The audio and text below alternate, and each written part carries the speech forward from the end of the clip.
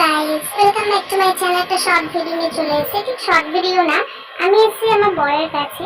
তো ও যে নতুন ঘরটা নিয়েছে, ও তো নতুন ট্রান্সফার হয়েছে, ওর তো যেখানে যেখানে যায় আমাকেও সেখানে সেখানে যেতে হয়।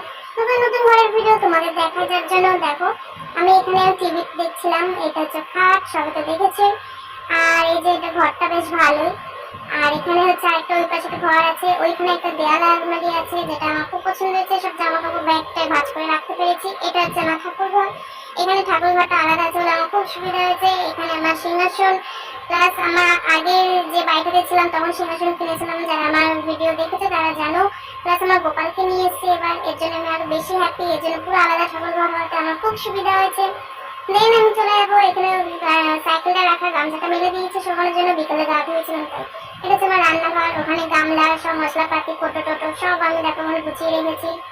এই পাশে সবজি টবজি আছে, ওখানে গ্যাসে বাহাত হচ্ছে। আর এই পাশে হচ্ছে ঘরে ঢুকতে, ওই পাশে রান্নাঘর, দেন ঠাকুর ঘর। আর এটা হচ্ছে মেন ঘরটা। এখানে হচ্ছে সেরকম যেহেতু ট্রান্সফারেবল জব, তাই আমি কোনো ফার্নিচার এখানে কিনিনি। পরে আজকে কিনবো, কিনে কোনো লাভ হবে না, কারণ যেহেতু ট্রান্সফারেবল জব আবার কোথাও ট্রান্সফার হয়ে যাবে, টানা হচ্ছে করা বহুত ঝামেলা। দেন এটা হচ্ছে বাথরুম। বাথরুমে মানে ঘরে ঢুকতেই বাড়ির বাথরুম, ডান দিকে রান্নাঘর, দেন আমার ঠাকুর ঘর, দেন আমার ঘর। তো চলো আজকের মতো ভিডিওটা এখানে শেষ করছি। ভালো লাগলে অবশ্যই লাইক, কমেন্ট, শেয়ার আর অবশ্যই সাবস্ক্রাইব করবে। Tata, bye bye.